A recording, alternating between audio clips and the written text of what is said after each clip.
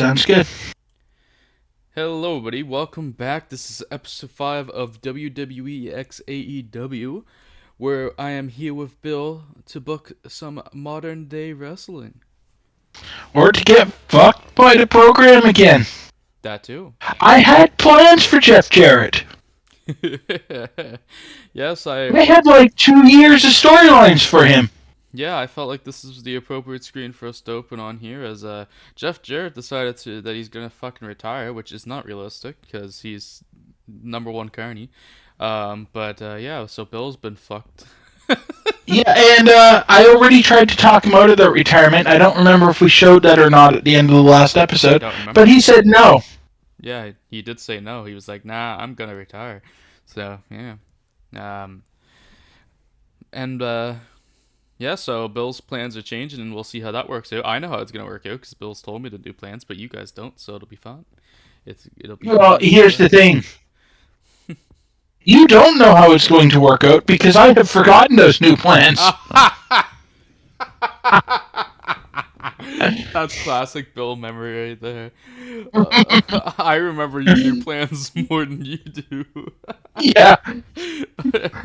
Maybe Jeff Jarrett doesn't have any plans now. Who knows? We'll find out soon. For those who don't know, I have a brain injury that means that my memory is shit. Yes, Bill's the Mick Foley of the channel, so. Yeah, the reason my shows are coherent is because I've been writing them out in a notebook so that I can remember what I plan to do the next time we record. Which has been very effective.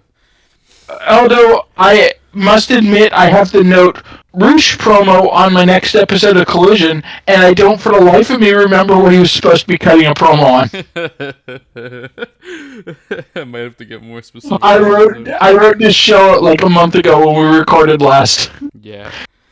I figure I've got a week to figure it out because we're probably not getting to Collision today. No, we're definitely not getting Collision today, but it'll either open or be in the next episode for sure. So, yes. Probably open. We should be able to get Raw, Dynamite, and Smackdown done today unless it takes a really long time on Raw. Yeah, we'll see. Well, thankfully, I changed Raw to only 2 hours in this, unrealistically, but it makes it easier to book, so we're making, doing some big moves like that. But yes, Jeff Jarrett's retiring. We'll quickly run through the Money in the Bank 2023 results, and then I'm going to get to booking good old Raw, the Raw after SummerSlam. So I will show Santos Escobar got hurt at Money in the Bank with a mild concussion. He's expected to heal in a week, so that's not too bad. I feel like it should be a little longer, but I'm glad it isn't because I have plans for that guy. So yeah, this game's weird with concussions. You get minor concussions that are like 3 days, and then you get major concussions that are like a year, and there's nothing in between. Yeah. So I forgot that's the order I did. The show opened up last night, SummerSlam 2023. Seth Rollins defended his World Heavyweight Championship against Finn Balor. Hell of a match up there. That was match of the night, I think, actually. It was. Look at that. Then we had an angle with LA Knight cutting a promo, running down the Money in the Bank match and saying how he's going to walk out with that briefcase. Yeah. Io Sky then defeated Trish Stratus, Zoe Stark, Selena Vega, Bayley, and Becky Lynch in the Women's Money in the Bank match to get that briefcase. Logan Paul then cut a promo saying how he wants to walk out with the briefcase tonight and all that jazz. Cody Rhodes defeated Dominic Mysterio after that to finish their feud off. Kevin Owens and Sami Zayn then came out to the ring. A frustrated Kevin Owens talked about why is everybody else getting these new titles? They deserve them too, and debuted some new looks for both sets of tag titles and say they're going to defend them on both shows going forward, and the tag team division is going to start mattering again. Ronda Rousey and Shayna Baszler defeated Raquel Rodriguez and Liv Morgan to retain their women's tag team titles. Then we had an angle of Santos Escobar getting ready to walk out with the Money in the Bank briefcase as he was preparing with the fellow members of the LWO backstage. We got a special entrance to open up the entrances for the Money in the Bank males Money in the Bank, where Pete Dunne returned. No more Butch. Pete Dunne is back, so let's go. And then LA Knight fulfilled his promise of walking out with the men's Money in the Bank as he defeated Pete Dunne, Shinsuke Nakamura, Ricochet, Santos Escobar, Damian Priest, and Logan Paul for the briefcase. LA Knight then celebrated his win in the ring with the briefcase. Then we had Gunther defeating Matt Riddle to retain his Intercontinental Championship. And after that match, Drew McIntyre made his long-awaited return, much like real life. I totally didn't steal that. Jey Uso then is seen preparing backstage for his epic encounter coming up with Roman Reigns, which we then see a hype music video for, video package. But Roman Reigns ends up defeating his cousin Jey Uso with some help from his other cousin Solo Sikoa, who was believed to be injured after the previous night's the 2 nights ago's SmackDown, but ended up appearing. So Jey Uso was screwed out of the WWE Undisputed title, which is very realistic. And that's what ended our show. So from there, I'm gonna go book Raw, and we will be back when Raw is booked. See you soon. Welcome to Monday Night Raw. We are back and ready to show you this Monday show. So we open up the holy shit. Yep, that was a good start. We're opening up this bad boy with nothing but a Cody promo. And this is, for the first 5 minutes here, we have Cody talking about how he's going to be on Smackdown this Friday with some big news. And is trying to get everybody to watch. By the way, the show is taking place at the DB Millen Field in Jacksonville, Florida. So Cody. That's what I was gonna say. That's what happens when you book Cody in Florida. You get an 80 rated segment. Cody feels like he's at home. So of course, this got an 80, pretty good. Actually, really great. Maybe a show of mine won't lose all the popularity for once. Cody Rhodes, great without a script. Who would have thought? This segment deserved better announcing. That's not surprising. Kevin Patrick sucks. Good start to the show here. The segment rolls right over into a segment that pretty much just continues off. Seven. I mixed their names, Sammy and Kevin. Sammy and Kevin come out to the ring. Actually, no. Imperium would come to the ring first, and immediately Kevin and Sammy come right out after. They all have a bit of a stare down. These 6 men in the ring, these big names for Raw. Imperium, seven. I did it again. Holy shit. Sammy, Kevin, and Cody, all together in the ring, and Imperium are challenged to a 6-man main event tonight. So that's set up. Everybody did good besides Schiavone Finchi, who is the weak part of Imperium, so that makes sense. Although he's getting better at his gimmick at least. And so is Sammy. I mean, yeah. I'll take a 52 on this. That's fine. Then we open up with our first match of the night, which did better than I expected, actually. Yeah, when I saw you were putting Angel Guards in, I was not expecting a 50 out of this. Oh, yeah, you sure stayed quiet when I was booking it, though. But we... It's like, Kevin Owens? I know him. Oh, shit. But, I recognize the names a lot when you say them, but I can't think of lower mid-card guys or mid-card guys that you can just put Ricochet over, because I haven't watched WWE in 5 years. And I'm working with a brand split roster too, so the rosters feel kind of small at times, so it can be a little difficult being like, who do I want to put together this week? But Ricochet got the win, put on solid performance. I did set this as a steal of the show, so Angel probably went out there, gave it his all pretty much. And this match got the crap out. That's probably why you got the 50, because Ricochet. Yeah, Ricochet would have just gone nuts trying to steal the show. I have no clue what the I don't know, 2 point is, but let's just say he won with his 630. It probably is an indie name for that. Possibly. We got Logan Paul's appeared, who was taken out in the Money in the Bank match last night by Ricochet. It was the last we saw Logan. No, that's not true. I think when I booked Money in the Bank, I said that LA Knight hit Logan with the briefcase to win. So, but Ricochet did take Logan out at one point. We'll say he did the Spanish Fly spot they did in real life. But Logan Paul is here and attacks Ricochet, stomps him right into the mat. So a new feud has started here. Not as good. Well, that's fine, but yeah. I'll take a 40. And this performed about as well as if not better than I was expecting. We have Piper Niven and Valhalla, both of them making their in-ring debuts in this series, facing off against Raquel Rodriguez and Liv Morgan, who are looking to regain momentum after losing last night to Shayna Baszler and Ronda Rousey, which they do as Liv Morgan pins Valhalla with her finisher Oblivion. The crowd will cool down by this, unsurprisingly. But I needed some time for the woman. And we have the Judgment Day in the ring, who all want to get their hands on Seth, and maybe even Rhea Ripley. But yeah, they all want to get their hands on Seth.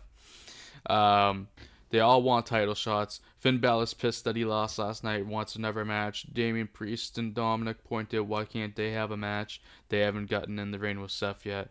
Maybe they're the ones that can take the title from him.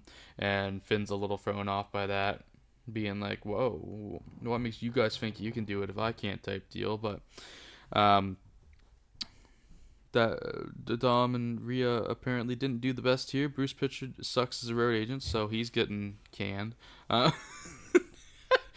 That's definitely a fault with this database if Bruce Pritchard can't road agent. And the angle got the crowd harder at least. And this angle rolls over much like the Cody one did earlier. And to Adam Pearce coming out. Now this one has all green but did a little worse than the previous. It probably, because it's a different segment, it probably wasn't agented by Pritchard. Yeah.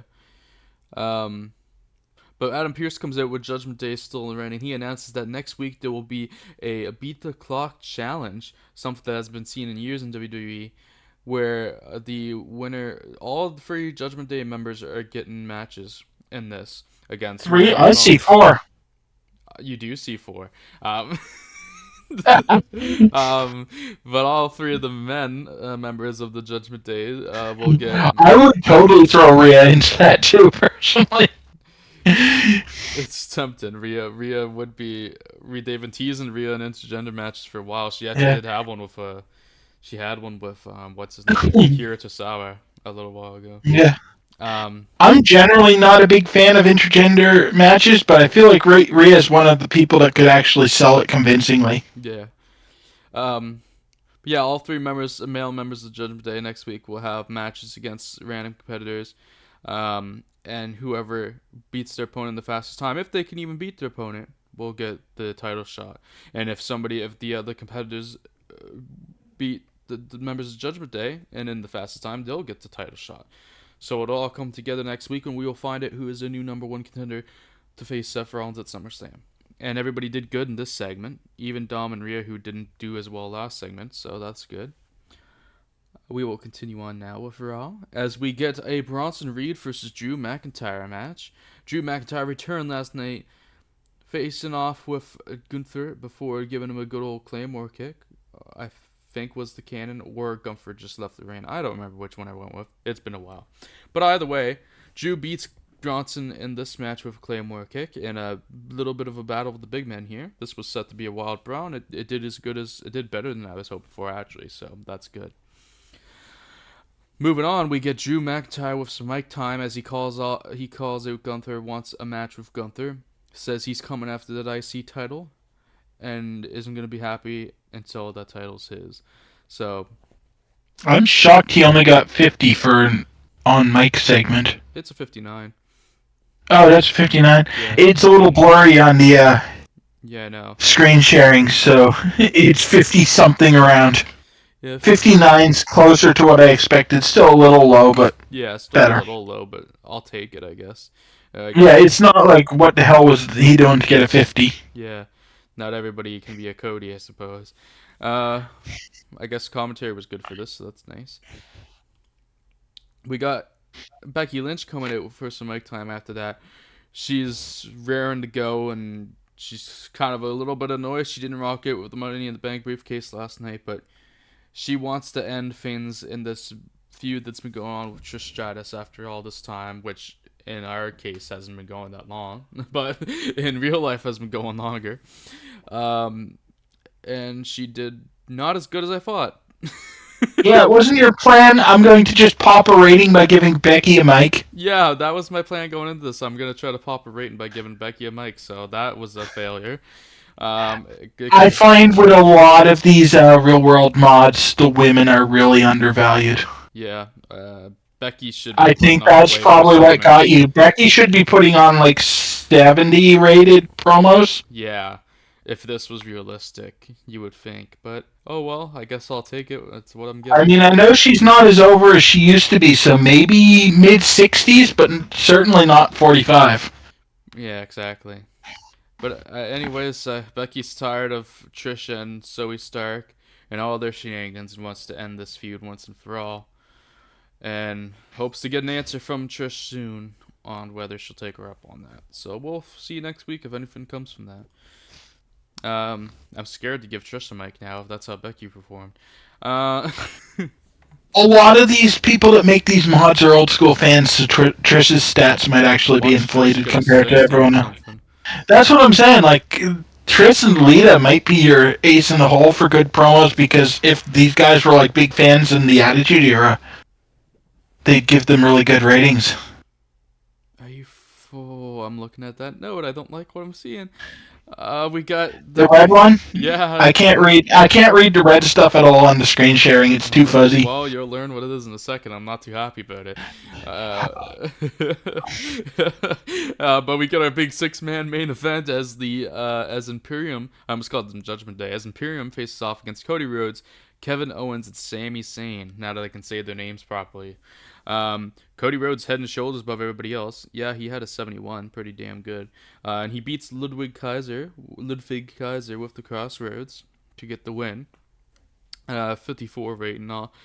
I was hoping for a little better, but I expected about this because the Imperium isn't as hot as it is in real life in this database, so I'm not expecting. And let's be honest, even Gunther is a mid-card talent still. He's not really a main eventer yet. Presented more of, in real life, he's more of presented as one, but in this database, he's definitely a full-on mid-carder. He got a 51, so I mean, yeah, the tag team of Schiavone and Ludwig are. They're your weak link in this match. Yeah. Ludwig a little bit better than Schiavone, which is true to real life. So, but yeah, Cody Rhodes looked excellent there, pretty good. Yeah, the green stuff I can make out what it's supposed to say. It's just a red blends into the background with the fuzziness. So that red note says Kevin Owens sustained a moderate shoulder separation. Oh fuck! So you're actually gonna lose him for a while. Yeah, that completely fucks my plans. So I guess the plans for SummerSlam are changing. We'll finish the show off and see what's going on. Oh, there's the note from Jason Jordan about his moderate shoulder separation. That's probably gonna put him out for a long time if I was guessing. Show lost popularity in 45 regions. Someone in my database got a shoulder separation, was out for 2 months. Oh, okay, maybe it won't be too bad then. Show lost popularity in 45 regions. Used Ludwig and Schiavone far too much.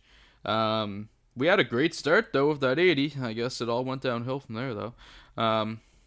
Had some promise, but oh well, I guess I'm gonna probably end up falling a friggin' size at this rate, but we'll hope and pray. We will just wait to see the general overview of the show and see what Kevin's. It's weird. Some databases, WWE is so inflated that it's basically impossible to have a bad show with them. And some databases are made by like the indie wrestling fans, and WWE is just kind of eh. And I feel like you downloaded one of the latter. Because there's a lot of people I'm noticing getting lower ratings than I would expect for a realistic portrayal of WWE. The thing is, too, so far I haven't really been booking to try and get good ratings. I've been booking to do the stories I want to do. So that's but even so, Drew McIntyre did bad, Becky Lynch did bad. That is a good point. There's some people that definitely are like, what the fuck are you? Sammy and Kevin should have done better than they did, especially coming off of the big Bloodline storyline. Yeah. I'll go to Kevin Owens has been sidelined. Expect to be out of action for a month. So I guess I can work with that, but it does fuck SummerSlam, so we'll have to see what's going to It happen. means you'll probably have to roll back your Kevin and Sammy match to Payback. Yeah, whatever your September pay-per-view was. So at SummerSlam, That's not a big deal, though. Yeah, it's not the worst. I will say the plans was to do the big Kevin and Sammy versus Imperium match at SummerSlam. So I guess we'll figure something out. Maybe Sammy will get a match of his own now. What if Sammy took on Gunter and then you spun that into the tag match next month? The problem with that is I already have Gunther and Drew that I was gonna do. That's true. Unless I do a triple threat, which I guess I could do. That would make Gunther look great, but it pushes off some stuff. And Drew can be pissed he didn't get a 1v1, and we can go into that. But no, we'll see. We'll see what I work with. The Raw report here. It was a decent show, but hardly spectacular. Mia Yim, social media success. In a heartwarming story, Mia Yim has won a lot of praise online after personally responding to a schoolgirl fan on social media who was suffering with self-esteem issues. Talking about the importance of body positivity, Mia Yim sent regular messages to the girl, helping her through a difficult patch in her life. The girl made the conversation public with permission in order to help others. So you're probably going to want to book Mia for a little bit, because I think that'll give her a popularity boost. Yeah, nice. Those are the only notes we'll look at now. We will be back. We will be back with Bill's Dynamite. We are back, and we are ready for Bill to Welcome back to How Much Adam Cole Is Too Much. Spoilers, it's not the amount I booked, because I haven't booked that much of him, despite what the computer thinks. Well, we are back, and we're going to get Bill to run us through this AEW Dynamite that's been booked. So, let's start the show. Alright, so we open with a tag match where Darby Allin and AR Fox are taking on Swerve Strickland and Brian Cage. This match did shockingly terrible.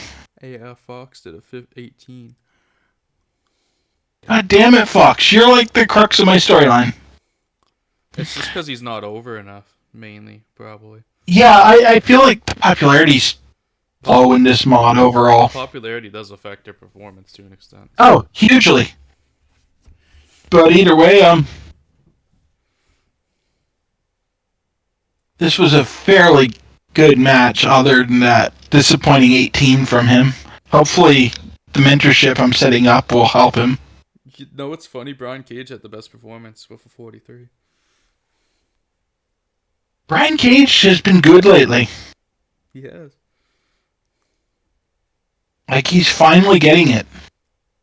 Anyway, we're going to roll on to the next segment, because this match was really just to get the show off to a hot start. Yeah. Or a lukewarm start, because AR Fox... Oh, look, Darby and AR don't get along, don't work well together. I'm going to point that out in a second.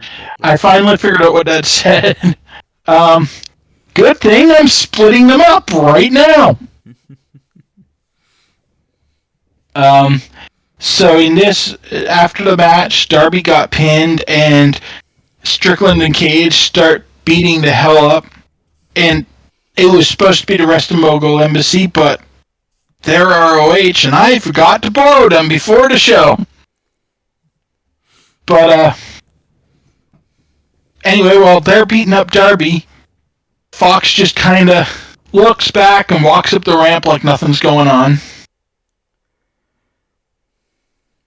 So he isn't formally joined with the bad guys yet, but he's clearly not interested in helping Darby out. Yeah, a bit of a tease. Yes, I am doing my take on a real angle. It's alright. Oh my god. Oh, wow. That went well. Even Serena wasn't a good one, so I didn't help you by changing it. Oh, ouch. She probably did better than Rebel would have done. Probably, but... So I was trying to get Julia Hart some experience by bringing in former NXT wrestlers for her to beat, and it looks like I need to do more on that because she had a 14. I had to tell Bill this was a former NXT wrestler, by the way. Yeah, I'm like, my notes just had local competitor. And then I was like, hey, Bill, in the local competitor section here, there's a former NXT girl. And Bill's like, bet, let's go that route. Oh, well, shit. And the local competitor did better than the person you're putting over. I mean, I knew Julia Hart was going to do bad. Yeah. This match exists because Julia Hart was going to do bad, and I want her to stop doing bad. She has the stats of what people thought she was at, and so she's actually been pretty good recently. People hadn't seen that moonshot from the last Dynamite yet. Anyway, here we get something good. We just needed some cool hand-to-hands to get there. Yeah, you know it. Yeah. So we went straight into a match with Chris Jericho taking on his former protege, Cool Hand-Ange, and beating him decisively. And turns out him and Ange and Jericho actually have great chemistry, so I might be calling back to this in the future, because getting a 50 when one of the performers had a 33 is pretty good. Yeah, that would be decent. And the Don Callis interview in this match, that's pretty cool. Don probably like smacked Ange, and then Jericho threw him in the walls of Jericho. Oh, Don went at him with the fucking screwdriver. Nice. It was decent wrestling and had good heat, so. Good. Yeah, I mean, I'm doing the breakup of the JAS, like that should get heat. And then we have a sit-down interview where Tony Schiavone sits down with the Hung Bucks to discuss the results of their match they had with CMFTR a few weeks ago, and they're not happy about the inconclusive finish, and they want to run it back at some point. And they start making some noises about maybe in London would be a good time to run it back. And the crowd got this. Oh wow, I got that 50 with Jericho and Ange, and the crowd were cold on it. Yeah. I hadn't noticed that the crowd had gone colder. I would have set it to a heat the crowd match, but it doesn't matter. This promo got him back. And immediately following this, CM Punk has moved on from the Hung Bucks by not being able to let go of other old gripes. And so he's bitching and moaning about MJF and Adam Cole and how he feels disrespected by MJF in the past and how he thinks he should take them on again. And he issues a challenge for one of them to show up to Collision and meet him. Hell, you might prove they really are better than everyone. Hell, you might even say that Punk feels like he's the real world's champion. I wasn't going to break that out for a while. I just couldn't help it. Oh, shit. CM Punk was a real star in this segment. He did have the best segment so far, so good on him. Yeah. An interesting thing, though, he was actually the road agent for the Hung Back segment, too. He was. It just happened, and we let it happen. Yeah. And then we got the second, I was expecting to be bad, short women's match of the night, where Saraya beats Red Velvet quite quickly. This is much the same as the Julia Hart match. I'm just trying to get Saraya some reps because, spoilers, she's showing up at Wembley.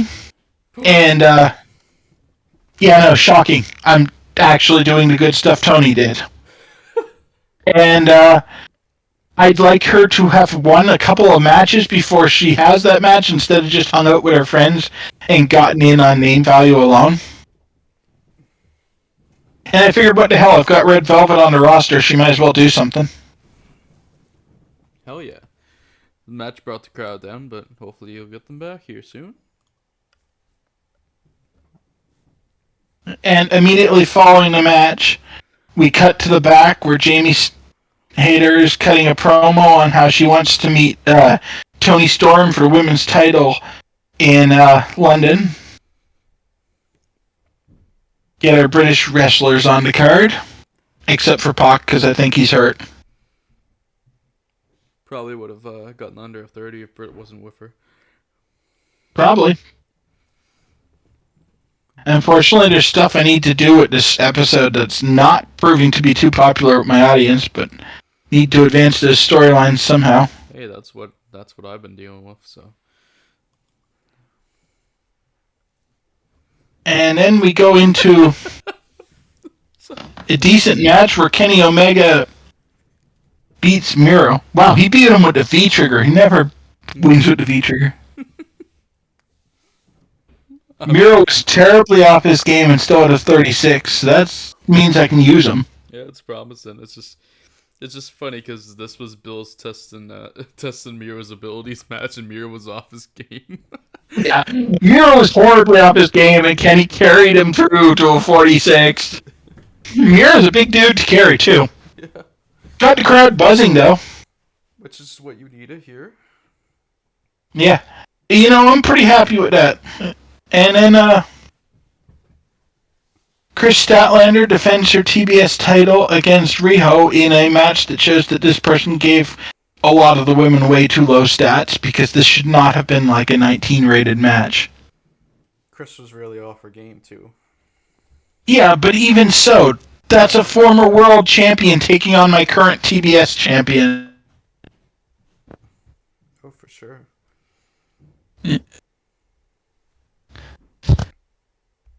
But this was just a TBS title defense to keep that title going. Yeah, actually get it on TV. Yeah. On the network, TBS. Yes. I really need to rename those titles sooner rather than later. I keep putting it off, but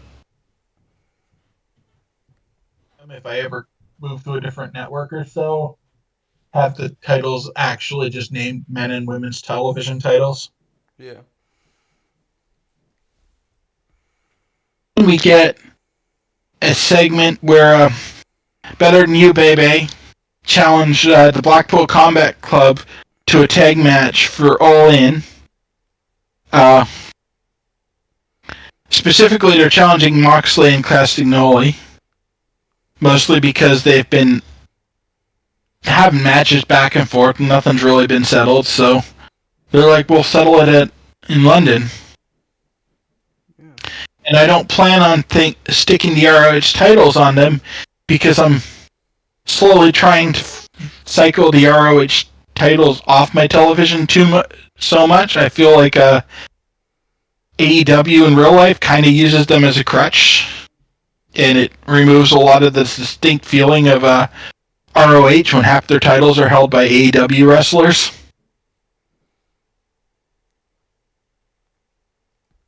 Fair. And so then on to our main event, ironically for an ROH title, because while I do have someone holding it on the roster, it's stupid for them to not defend it. They took the best segment from Punk, I'd like to point out. Yes. Well, of course, it's Max and Adam. And this is Claudio Castignoli defending his ROH title against Adam Cole as a result of the comments of Cole and Max right before this. And Castignoli successfully defends. And somehow got the crowd hotter when they were already buzzing, so at least I'm ending with a hot crowd. Yeah, he won with his finish too, with the good over Cola bomb. We'll get a wrap up here.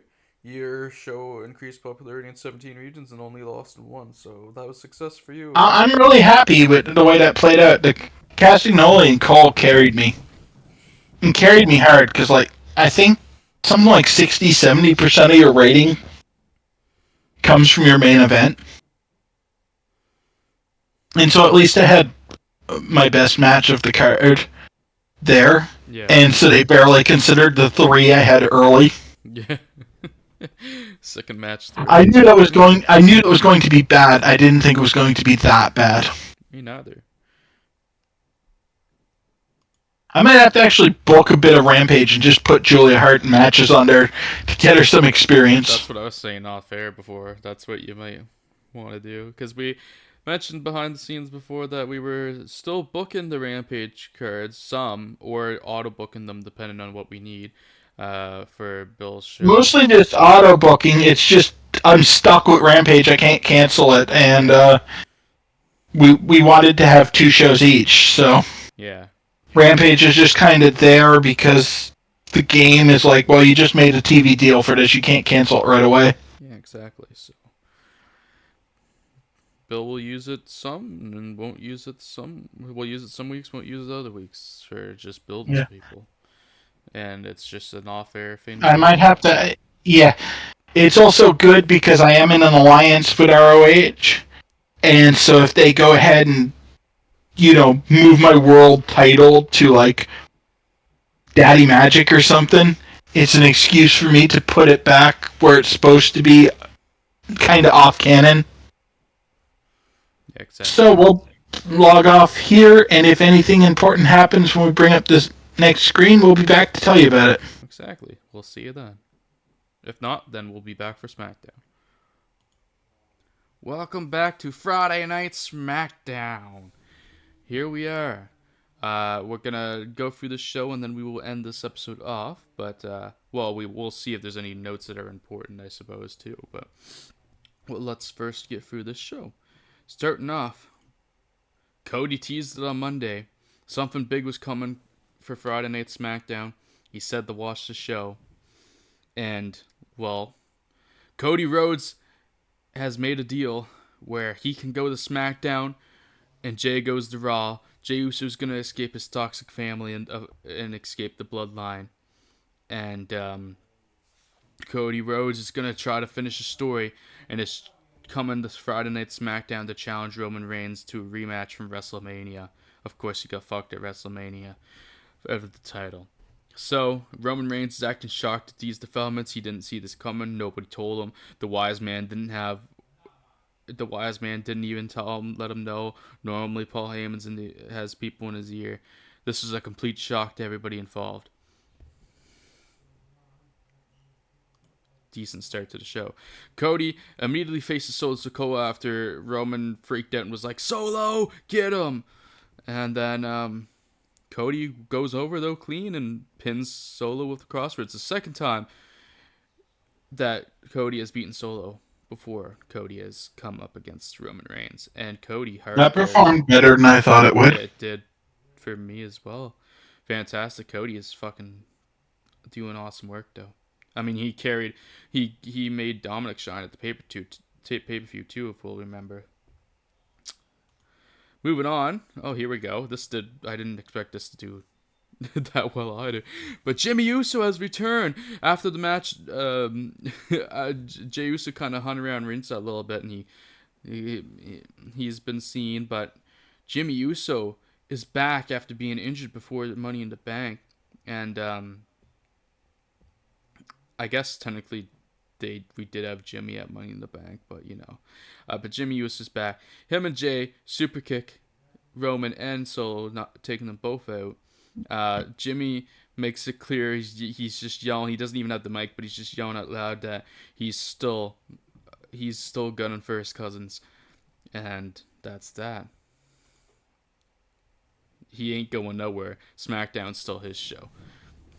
So now we have new Money in the Bank holder, LA Knight, in a matchup against Ridge Holland of the Brawling Brutes. And LA Knight wins with his finish. I think that's his old name for his finish. With a decent little match, I know he brought in a bad tag team from NWA. Gotta get Rodney Mack that payday somehow, brother. This did all right. Sheamus was at ringside for Ridge Holland, and they have excellent chemistry, so perfect. After this, Pete Dunne appears. He was in that Money in the Bank matchup. He makes clear that he isn't happy that he didn't walk over the briefcase, but that doesn't mean he can't still kick LA Knight's ass. And LA Knight just beat up his friend and partner of the Brawling Brutes, and now Pete Dunne wants a match in the future with LA Knight. And LA Knight's like, you want a match with me? Yeah. Well, listen up. You can have one.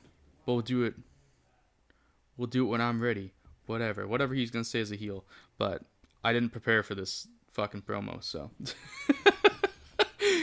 So it is what it is. But this did all right too. We're having an all right show. Like I said, can't be worse than the last Smackdown. Said off air. Can't be worse than my last Smackdown. Okay. I was waiting for the right moment to roast you for that on air. Fuck.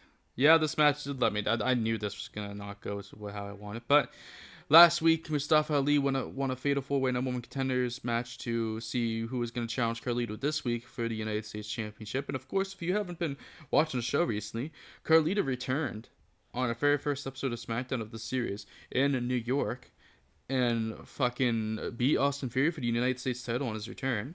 One of the main problems of this match is that Mustafa Ali and Carlito don't seem to click, so that didn't help.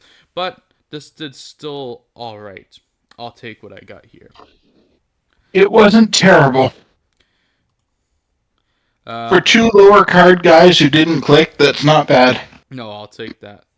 After the match, Austin Theory came out and beat the fuck out of Carlito, beat him down into the mat, just fucking punching right into his head repeatedly.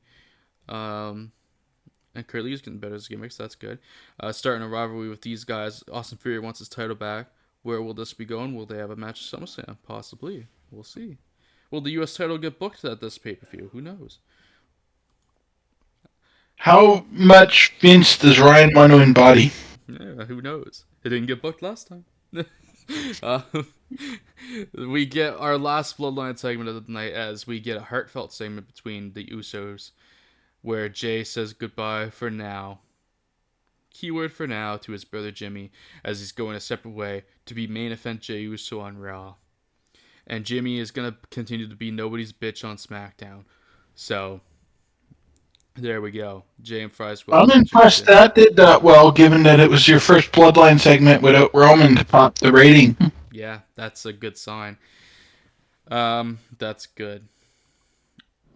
And then we have a segment with Bayley and Io Sky where, Io Sky's just being quirky on the side, but Bayley's the one cutting the promo here. She says she wants next in line for whoever walks out tonight as women's champion after the main event. She wants a title shot at SummerSlam. Io was half there because she was popular on social media right now. Well, they're Damage Control and Io Sky. It gets Io Sky on screen with her briefcase, so it covered a few bases. And she had that positive social media interaction, so take that popularity when you can get it. I think that was Mia Yim. Was it? I thought it was Io Sky. I wasn't paying that much attention. Fair enough. Then we have the main event, women's three-way main event, women's triple threat match, where Asuka retains after blatantly cheating. She gets Bianca in the Asuka lock after misting her with some green mist, and makes defense number 1 of her women's undisputed title. Bianca was actually the weak link, which isn't fair to real life, but okay. At least Charlotte behaved, because backstage, you guys didn't get to see the whining that Charlotte kicked up about not winning the title. Oh yeah, Charlotte's being a bitch to book, but I'll have to deal with it. She's one of my stars. So. She's being more CM Punk than CM Punk is in my safe, but of course I haven't asked Punk to lose that yet. Yeah. I'm going to have to feed Charlotte a win or two, I think, just to keep her happy, but we'll see. Yeah. I think the whining for me is going to kick up after All In. Decent matchup here, though, than the show. I was hoping for a little higher in the 50s, but oh well. Oh well. I guess Bianca fucked me on that end, but that's not realistic to real life, so whatever. And finish the show. I think there might be a tinge of racism in the ratings as well, because I noticed a certain demographic of WWE fans don't think Bianca Belair is very good, and the only reason I can think of for that is that they're racist. Yeah. Show lost popularity. Used to seeing that at this point. Solo Sikoa was used too much as well. Well, it is what it is. So, we will come back to close this episode off and show you any notes that are important. We will be back in a moment. All right, we are back. We got Rampage out of the way, not for you guys to see, haha. And now we are here. Smackdown report. It was a decent show, though hardly spectacular. We are here to end this episode off. We got 3 shows out of the way this time, so that's pretty great. We will open next episode with Collision, and we'll get Collision and at least another Raw done, and then we'll see what's going from there. So, anyways, we hope you enjoyed this episode. Please leave a like, subscribe, comment, and even share if you'd like to. If you haven't seen the previous episodes of this series for some reason and are watching this one, go check those out. We have continuity going. And if you haven't checked out our WCW series, go check that out. We streamed that one. You guys see all the behind the scenes and all. You guys get all our thoughts, and Bill and I working together to book WCW in 2001 with the Here Comes the Money mod, as if we're Shane McMahon owning WCW. So go check that out. Really fun time that one is too. We've had some fun today, booked some decent shows, and we hope you enjoyed. Anyways, we'll see you next time, and peace out. Have a good one, everyone.